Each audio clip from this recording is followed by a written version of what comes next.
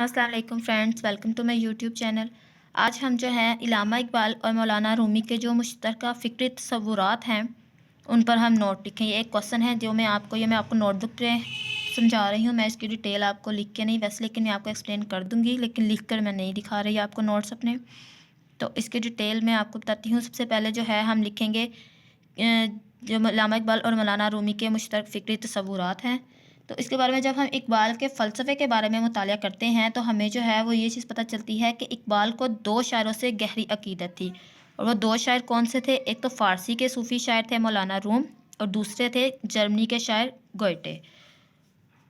इन दोनों से जो है वो इकबाल को जो है वो बहुत गहरी मोहब्बत थी, और इन दोनों के बारे में इकबाल ने काफ़ी कुछ बयान भी किया है। तो सबसे पहले हम अपनी हेडिंग बनाएंगे इकबाल और रूमी के नज़रियात में मुमासलत।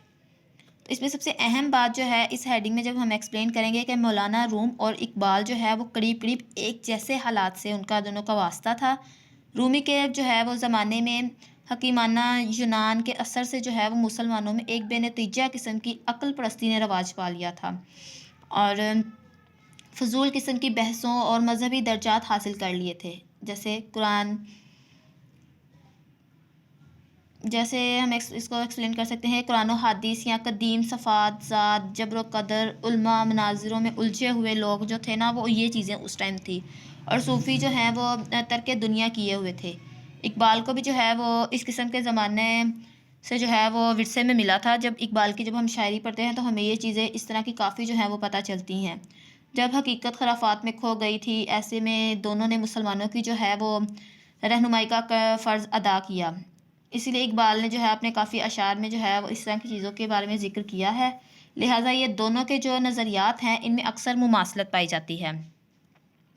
इसके बाद हम इसको थोड़ा सा एक्सप्लेन करने के बाद, इस तरह से हम एक्सप्लेन करने के बाद इसके आगे से सब हेडिंग्स बना लेंगे। और सब हेडिंग्स हम कौन सी बनाएंगे?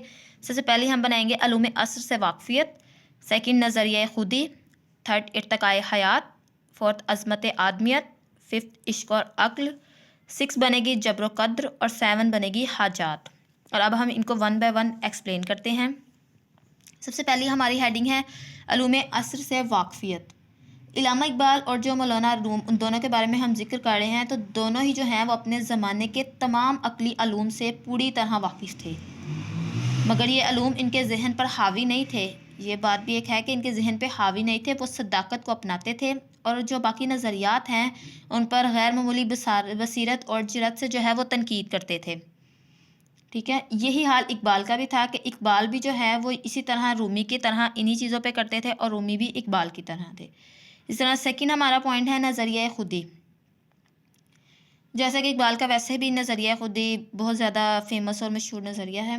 इकबाल का नज़रिया खुदी जो है वो अपनी तश्कील और जो उसकी तरतीब है ना, उसके बायस वो अपना नज़रिया एक अलग बन चुका है उनका। इसके बुनियादी तस्वुरात भी मौलाना रूम के यहाँ मिलते हैं।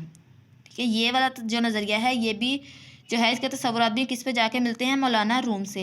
इनके ज़माने में जो है वो सूफिया ने फ़ना और तर्क को जो है वो दीन का हिस्सा बना लिया था, लेकिन रोम ने जो है इस नज़रिए में तरमीम की और फ़ना को बका से तब्दील किया था। मौलाना रूम ने किया था ये। ठीक है, और इकबाल का भी जो है वो नज़रिया खुदी बहुत ज़्यादा फेमस है, इसलिए इन दोनों में जो है ये मुश्तरका फ़िक्री जो है वो तस्वुरात हैं।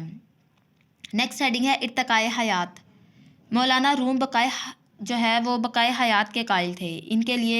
इसलिए जो है वो इर्तका का नज़रिया पेश करते हैं। इनका ख्याल है कि ज़िंदगी खुदा के वजूद से सादिर होती है, मौलाना रूम से, और इसका रुख खुदा की तरफ ही है, क्योंकि हर चीज़ जो है वो अपने असल की जानिब रुख करती है।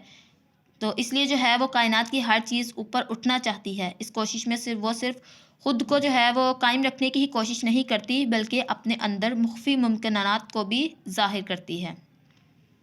इसी तरह इकबाल ने भी जो है इसको अपने जो शायरी में है इसी नज़रिए को जो है, इसी नुक्ते को जो है बयान किया है। जैसे उनका एक वो शेर है, हर लहज़ा नया तोड़ नई बरकत जल्ली, अल्लाह करे मरहला शौक़ ना होता है। ये इकबाल का शेर इसी हवाले से ही है।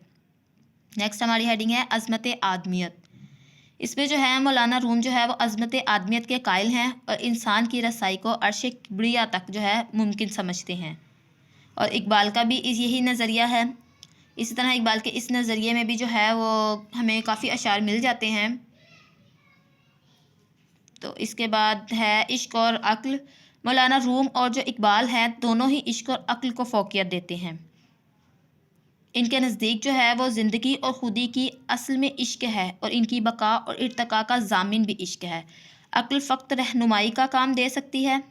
ٹھیک ہے. اسی طرح نیکسٹ ہماری جو ہیڈنگ بنے گی وہ جبر و قدر ہے. اس کو ہم اس طرح سے ایکسپلین کریں گے کہ جبر و قدر جو ہے وہ جو ہے ایک اہم ترین مسئلہ ہے. جس طرح روم اور اقبال کا اتفاق ہے اس پہ کہ تقدیر کا مطلب یہ ہے کہ ایک قسم کے اعمال اس قسم کا نتیجہ پیدا کریں کہ اس کے جو ہے وہ برخلاف نہیں ہو سکتا. اسی طرح اقبال بھی جو ہے انسان کی خودی میں اختیار کے قائل ہیں. اس طرح اس میں ہماری جو لاسٹ ہیڈنگ ہے وہ آ جاتی ہے حاجات کی. تو اس میں ہم اس طرح سے ایکسپلین کر سکتے ہیں کہ صوفیہ نے جو ہے وہ حاجات کو ترک کر دینا جو ہے وہ خدا کی رسائی کے لیے ضروری قرار دیا تھا. ٹھیک ہے. یہ پرانی بات ہو رہی ہے. لیکن مولانا روم جو ہیں انہوں نے اس کے برعکس کہا تھا. انہوں نے کہا تھا کہ حاجات تو زندگی کی بنیاد ہے. دیکھنا صرف یہ چاہیے کہ حاجات پست نہ ہو کہ زندگی کا رخ بلندی کی طرف جائے، بلندی کی بجائے پستی کی جانب کر دیں.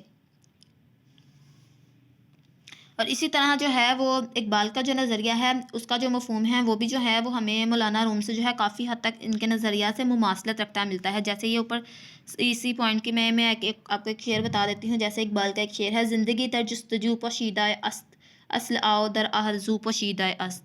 اسی طرح جو اقبال کے جو ہم نے پوائنٹ سارے جو ہم نے یہ ایکسپلین کیے ہیں یہ اقبال اور رومی کے جو ہیں وہ مشترک فکری عناصر ہیں. یہ ان دونوں میں چیزیں سیم پائی جاتی ہیں. ٹھیک ہے. امید کرتی ہوں آپ کو آج کا لیکچر پسند آیا ہوگا. Thank you for watching friends.